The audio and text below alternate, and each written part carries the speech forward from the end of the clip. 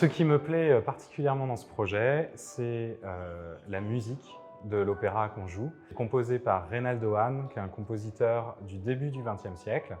Et on est sur une musique qui est très française, c'est-à-dire très élégante, très impressionniste. Elle emprunte énormément de motifs orientaux, en tout cas de ce que les Occidentaux pouvaient percevoir de la musique orientale.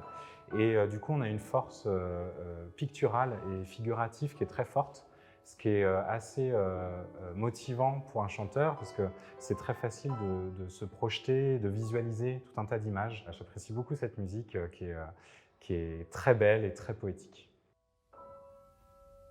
Quelle folie, enfant, n'y songe plus. Va cueillir la pivoine dans l'enclos du Bouddha. Cherche des grains d'avoine pour mes colombes. Va, va. Ce que j'aime énormément, c'est la rupture qu'il y a entre les deux parties.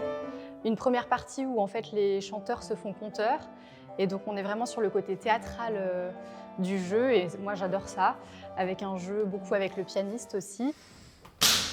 Ah, et le Fils a reçu les éloges du Seigneur! C'est une partie qui est pleine d'humour, un humour qui est complètement décalé, ça j'adore.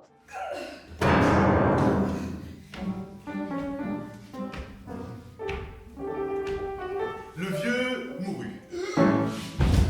La transition avec la deuxième partie qui est beaucoup plus poétique me touche beaucoup et du coup le fait de pouvoir jouer sur ces deux tableaux, je trouve ça vraiment chouette, quoi.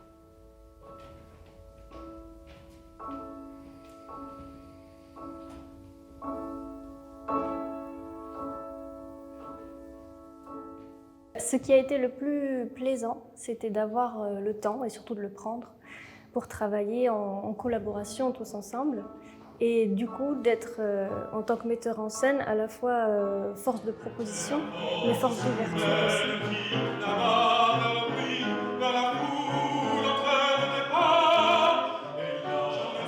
Ça a été une exploration entre la limite en fait entre le théâtre et certains aspects chorégraphiés.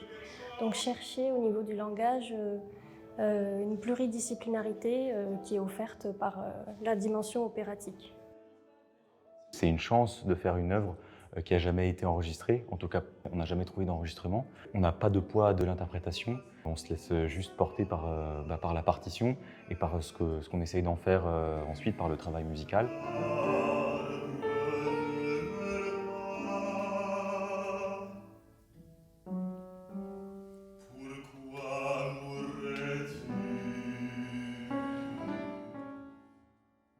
Donc moi, j'ai d'abord été touché vraiment par la musique, et puis ensuite, forcément, le travail avec Océane, la metteuse en scène, ça a été vraiment un plaisir, un bonheur.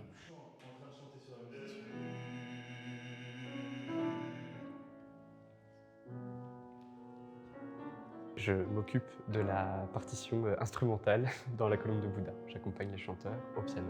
Et également, dans la première partie, je ponctue les conteurs avec des interventions musicales improvisées. Dans ce spectacle, ce qui me touche particulièrement, c'est évidemment ce qui nous a fait aussi nous réunir, cette œuvre de Reynaldo Hahn, La colombe de Bouddha.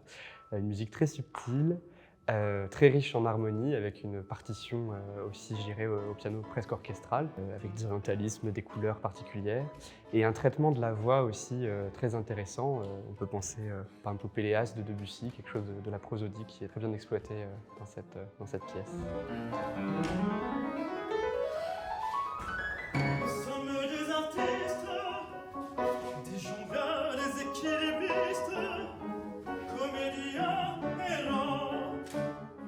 Alors j'ai trouvé ça hyper intéressant en fait, de replonger dans cet opéra de Hahn beaucoup plus profondément et aussi de travailler dans un environnement à la fois sérieux, bienveillant et sans hiérarchie non plus, parce qu'on est tous copains et puis on se dit les choses aussi simplement sans qu'il y ait quelqu'un pour diriger.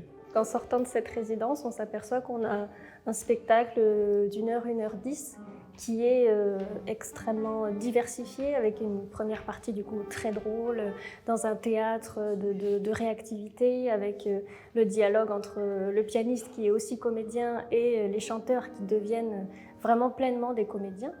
Et cette transition vers vraiment le monde opératique, mais extrêmement intimiste. Et donc c'est vraiment une invitation aussi aux gens qui n'ont pas forcément l'habitude d'aller à l'opéra, de découvrir cet univers avec une douceur et une valeur d'accueil en fait du spectateur.